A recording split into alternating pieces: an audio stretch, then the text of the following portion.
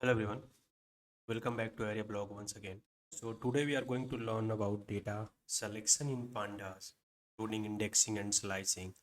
By the end of this video, you'll be able to select, filter, and slice data in Pandas, right? So let's see first what is a data frame. So we'll say data frame. So you remember it's a 2D level data, right? 2D level data structure, right? And it has a row and column. It has a rows and column, right? And each column, we can say each column equals to series, right? So so what we'll do, we'll go to the let me recap this first. So what is data frame? So data frame is a 2D level data structure. It has a row and column, right? And each column equals to a series, right? Now let's switch to the VS Code, and we'll start selecting column, and we're doing some operation here, right? So this is our VS Code, and we are going to create a file that is say indexing and slicing. Say index yeah, index, we can say index.py, right? Now we'll import this first. So say import pandas as a pd, right? And we are going to say data equals to, we are going to create a dictionary. So this will be a name, and you can say Alice, we can say Bob, then we can say Charlie,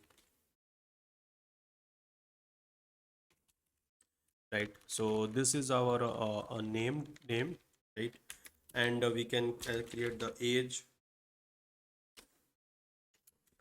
is going to be 25, we can say 40, we can say 30, right? So we can also create a salary, right? And we'll say that is 5,000, and we can say 6,000, and we can say that is 8,000, right? Now we are going to say df equals to pd dot data frame, and then we pass the dictionary here, and right. So this will create a table like a structure, right? That is like basically our data frame. Now we are going to select a single column, right? So first we'll print this, and we'll understand like how it look like. So we'll say df, and then we'll run Python.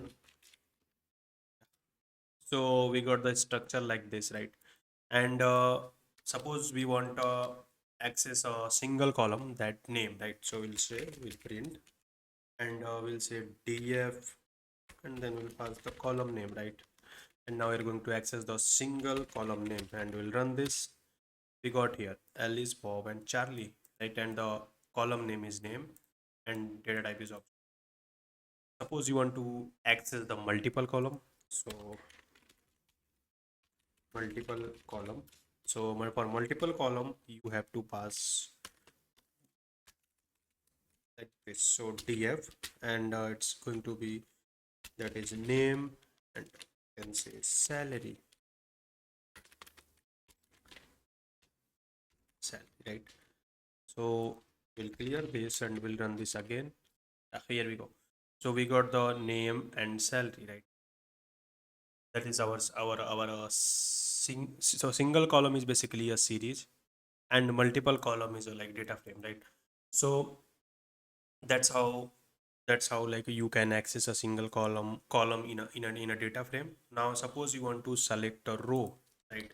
So how you can select a row? So selecting rows in a pandas. So for that you have to use iloc and loc, right? Yeah. So iloc, it give us data by position. Suppose you want first row, so you want first row, right? So for that, what you have to do, you like will type print and we'll say df dot iloc and we'll pass the position, right? So let's run it and we'll comment this so that clear to understand what you are getting here. Run this. See, so this is basically we have run this, and this is our table. The first data frame is basically, and now we want to access the zero object, right? So we get the age and we get the 25 and salaries, that is 5,000, right? So and suppose you want to access first two rows, so you want to access first two rows, right? Now what you have to do, we'll type print df dot iloc and we'll say 0, we'll say it's a 0 and then 2, right? And we are accessing this by a label, right? So clear this and we'll run this again. Yeah, here we go. We got the first two rows, right? Alice and Bob, right? So that's how we access you access your first two rows in a pandas data frame, right? Now suppose you want to select a specific rows and column, right? Suppose so we can say rows and column, right? For that you have to type print and df dot iloc, right? And we can say one and then we can say name, right? So we have to use lock. So df dot lock and then name and so this will give us the name row and column, right? Comment this and we'll do this again. Yeah, we got the row and column. Guys, the first rows and column name is that value, that is Bob. We got the Bob, yes, right? So the difference between iloc is an integer position and a loc, that is a label or we can say index, right? Now suppose we want slicing in a data frame, right? So what we'll write here, so slicing in a data frame, right? Now suppose you want a row 0 and 1, that is column name and salary, right? So we'll say print that is going to be df dot log and we'll say 0 1 and we'll again say that is name and then is going to be a salary, right? So let's run it and we'll see what we get here. So we'll say, yeah, we got the name, right? That is Bob and that is 0 and 1. So 1 is that is Bob and 40 and 60 we get the name and salary, right? We can also filter filter data with the condition. So suppose we want to filter the data, so we'll say, let me write this first.